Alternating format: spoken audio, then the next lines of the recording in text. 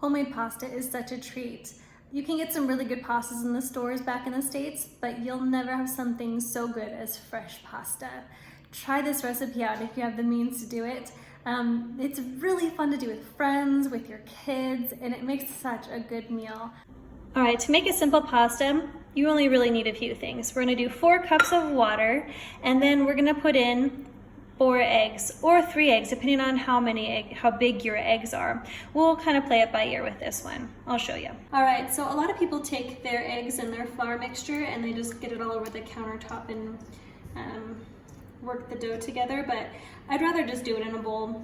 I know it's not really Italian, but I'm not Italian. So I'm just gonna mix it all together and we're gonna get it into a nice ball. Okay, all my eggs are mixed in and it's still pretty dry, so it's totally fine to add some water to it until you get to a good consistency. The size of the eggs really just kind of depends on how well everything's gonna clump together or not.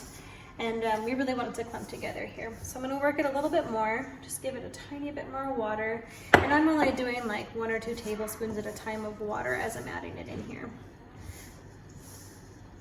But I can see it's starting to have some good moist spots and it's coming together a little bit. I'm gonna put it here on the counter. And then I'm really gonna start working it in with my hands to make sure I can get a good ball. A pasta dough needs to be pretty hard, but not too hard. You've gotta be able to work with it, right? So we're gonna work with it here.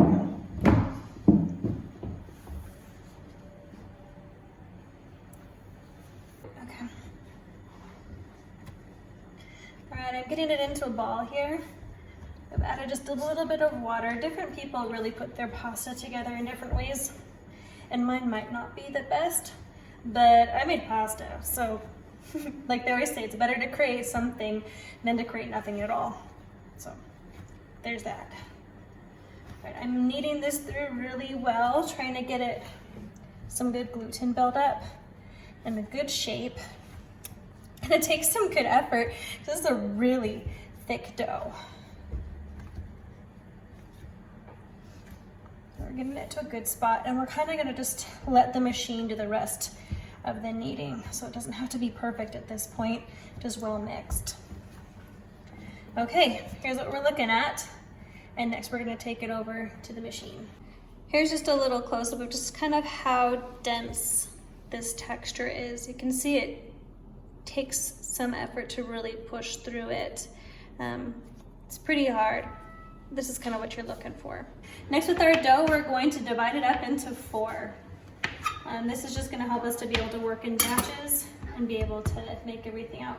Since we have to run it through a machine, it's really good to get it a little bit flat. And so I just kind of roll it out a little bit before I send it through. And that's pretty good right here. Next, I'm gonna take my dough and send it first through my flat roller here. As you can see, it's kind of coming down here. Down here. And so we're gonna fold it again. What we're doing is we're kneading it through the machine. Okay, we're gonna fold it up again. And I'm just sending it through different ways to get it so that it kind of smooths out a little bit more. Okay, watch those baby hands, please.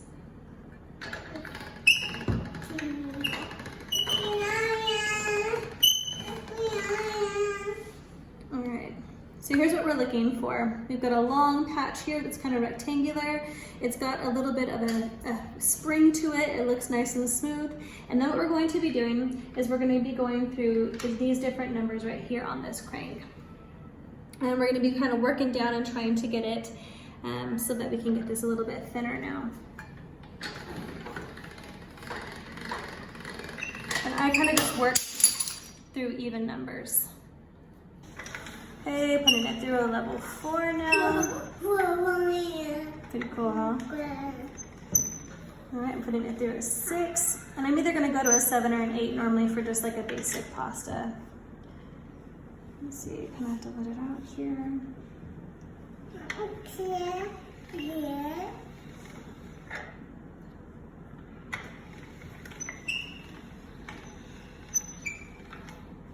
All right, and I'm gonna cut this in half so that I can continue on making a decent pasta. But this is gonna get really hard to work with how long it is, so we're gonna chop it in half.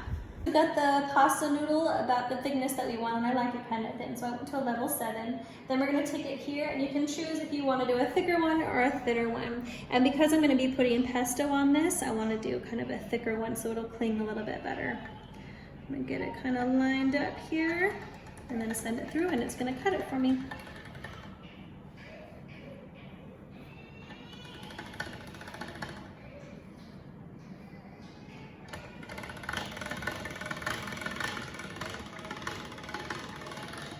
Okay, and at this point, we can either kind of hang it out and wait to cook a lot more, or I can just kind of send it over here into a pot of water. This water, I've already gotten started, and it's really good and hot, and it's important that it's salty enough that it kind of tastes like the ocean, like real salty. You think about it, you're not gonna get a lot of that, but your noodles really need that salt.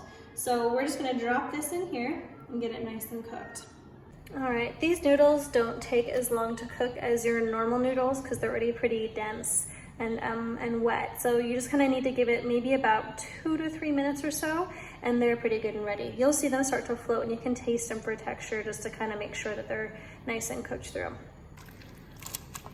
I like to give it a little bit of a stir, make sure everything's kind of loosening up and breaking apart from the other noodles. And they're floating pretty well now. So I think I'm gonna kind of take one out and test it, and then take them out if they're ready. All right, here it is in all its glory. Freshly made pasta noodles. Top it up with your favorite marinara, pesto, or even spaghetti and meatballs. Enjoy!